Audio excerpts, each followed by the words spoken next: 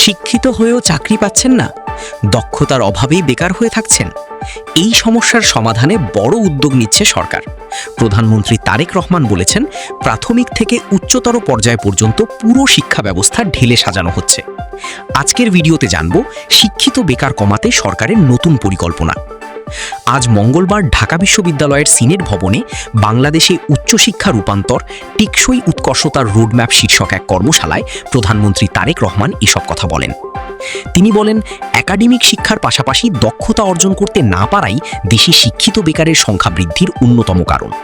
নৈতিক মূল্যবোধ সম্পন্ন কর্মমুখী শিক্ষা ছাড়া বেকারত্ব নিরসন সম্ভব নয়।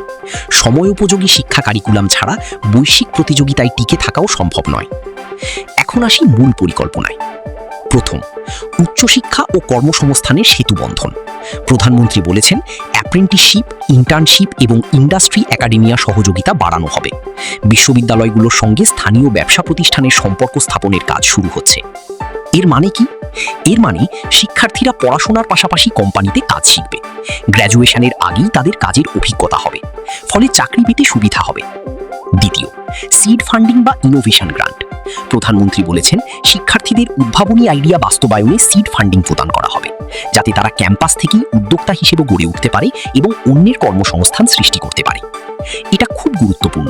শিক্ষার্থীদের ভালো আইডিয়া থাকলে সরকার টাকা দেবে সেই আইডিয়া বাস্তবায়নের জন্য। তারা নিজেরা উদ্যোক্তা হবে, অন্যদের চাকরি দেবে। তৃতীয়, স্কুল পর্যায়ে কারিগরি শিক্ষা বাধ্যতামূলক। প্রধানমন্ত্রী বলেছেন, শুধু উচ্চশিক্ষা নয়, স্কুল পর্যায় থেকেই কারিগরি এবং ব্যবহারিক শিক্ষা বাধ্যতামূলক করা হবে। এর মানে স্কুল থেকেই শিক্ষার্থীরা হাতে কলমে কাজ শিখবে, শুধু বই পড়বে না, বাস্তব দক্ষতা অর্জন করবে। চতুর্থ শিল্প বিপ্লবের প্রস্তুতি। প্রধানমন্ত্রী বলেছেন, কৃত্রিম বুদ্ধিমত্তা, robotics, genetic engineering, quantum computing, big ডেটার মতো প্রযুক্তি শিখতে হবে। এই প্রযুক্তিগুলো একদিকে প্রথাগত চাকরির বাজার সংকুচিত করছে, অন্যদিকে নিত্য নতুন কর্মসংস্থান তৈরি করছে। তারেক রহমান একটা চমৎকার উদাহরণ দিয়েছেন। তিনি বলেছেন, উবার, ফেসবুক, আলিবাবা, এয়ারবিএনবি এদের নিজস্ব কোনো ট্যাক্সি নেই, কন্টেন্ট নেই, পণ্য নেই, রিয়েল এস্টেট নেই। শুধুমাত্র একটি স্মার্ট ইন্টারফেস ও উদ্ভাবনী আইডিয়া দিয়ে তারা বিশ্ব শাসন করছে।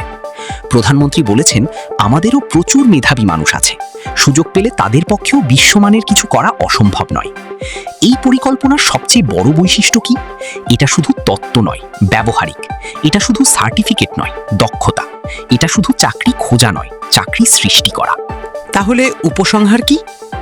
বাংলাদেশের শিক্ষা ব্যবস্থায় বড় পরিবর্তন আসছে। শিক্ষিত বেকার সমস্যা সমাধানে কংক্রিট পদক্ষেপ নেওয়া হচ্ছে। অ্যাপ্রেন্টিসশিপ, ইন্টার্নশিপ, সিড ফান্ডিং, কারিগরি শিক্ষা, চতুর্থ শিল্প বিপ্লবের প্রস্তুতি, সব মিলিয়ে একটা পূর্ণাঙ্গ পরিকল্পনা। এটা যদি সঠিকভাবে বাস্তবায়ন হয়, বাংলাদেশের যুব সমাজের ভবিষ্যৎ উজ্জ্বল হবে। আপনারা কি মনে করেন, এই পরিকল্পনা কার্যকর হবে? কমেন্টে জানান। ভিডিওটি ভালো লাগলে লাইক করুন, শেয়ার করুন এবং চ্যানেলটি সাবস্ক্রাইব করে বেল আইকন টিপে রাখুন। দেখা হবে পরবর্তী ভিডিওতে।